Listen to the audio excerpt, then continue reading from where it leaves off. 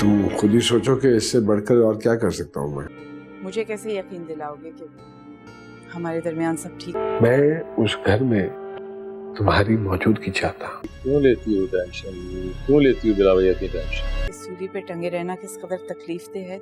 Drama serial Bismil के आने वाले 20 में आप देखेंगे कि मासूमा के मर जाने के बाद तौकीर तो अब बिल्कुल ही अकेला सा ही हो जाएगा। उसे जैसे ही मासूमा की माँ कॉल करेगी और उसे कहेगी कि मासूमा नहीं रही, तो तौकीर तो बिल्कुल ही सख्ते में आ जाएगा कि ये सब कुछ अचानक से क्या हो गया है उसके साथ। और फिर इस सारे सीन्स के बाद तौकीर के पास आखिर में सिर्फ रेहाम ही बचेगी और फिर वो अपनी हिम्मत जोड़कर रेहाम के पास जाएगा। तो वो उसे कहेगा कि मैंने सारे रिश्ते खो दिए हैं, तुम्हारे अलावा मेरे पास कोई भी नहीं बचा। जिस पर वो उसे कहेगी कि मेरे रिश्ते तो पहले ही मार दिए थे आपने, आपको तो मैंने तभी मार दिया था जिस दिन आपने मासूमा से शादी की थी। बस एक मूसा ही था जिसकी वजह से आपसे ताल्लुक था, पर उसको भी आपने मार दिया। अब बस मैं भी मर ही चुकी हूँ। तो उसे यहाँ पर तौकीर काफी रोने लगेगा और फिर उसे कहेगा कि मासूमा भी नहीं रही, ये सब कुछ मेरी वजह से हुआ है, मेरी गलतियों की वजह से मैंने मूसा और मासूमा की जिंदगी खराब कर दी। काश मैं उससे शादी करता ही ना तो ये सब कुछ ना होता। रेहाम उसे कहेगी कि अब इन बातों का कोई फर्क नहीं पड़ता क्योंकि सब कुछ तो कर लिया आपने और इसका नतीजा भी निकल चुका है। और फिर मासूमा उसे कहेगी कि यहाँ से चले जाओ तौकीर, मैं मजीद यहाँ पर तुम्हें नहीं देख सकती, क्योंकि तुम यहाँ पर मजीद रहोगे तो मुझे ये लगेगा कि मूसा का कातिल सामने खड़ा हुआ है। और अफसोस तो मुझे इस बात पर है कि मैं तुम्हें कुछ कर भी नहीं सकती क्योंकि कातिल भी कोई और नहीं, बाप है उसका।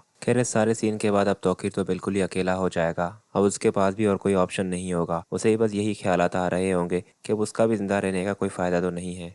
खैर इस सारे सीन के बाद मोमल तो अब बिल्कुल ही बागी हो चुकी होगी। वो अपने बाप को भी इस सब का जिम्मेदार समझकर बैठी होगी। उसका बाप उसे समझा रहा होगा कि ये सब कुछ ठीक नहीं था, तुम्हारी शादी उससे हो भी जाती तो तुम कभी खुश ना रहती। जिस पर मोमल उसे कहेगी कि ना ही होती खुश में, पर कम अज कम मुझे ये तसल्ली तो होती कि मूसा मेरे सामने है। और फिर मोमल भी अपने आप को गिल्टी फील करते हुए जाएगी रेहाम के पास। रेहाम तो उसे गले मिलकर उसे कहेगी कि क्या ही होता अगर तुम मुझसे शादी करने के लिए हाँ कर देती, पर मैं तुम्हें भी तो कसूरवार नहीं ठहरा सकती जब उसका खुद का बाप ही उसे इतने बड़े मौके पर छोड़ गया। तो गैरों से क्या आप शिकवा करना। जिस पर वो उसे कहेगी कि आंटी मैं गैर कब से हो गई आपकी, मैंने तो कभी भी आप लोगों को अपना गैर नहीं समझा था, बस मैं भी मजबूर थी। रेहाम कहेगी कि सबकी ही तो मजबूरियां थी, सबने अपनी अपनी मजबूरियों को देखा पर किसी ने मेरे मूसा की मजबूरी को नहीं देखा।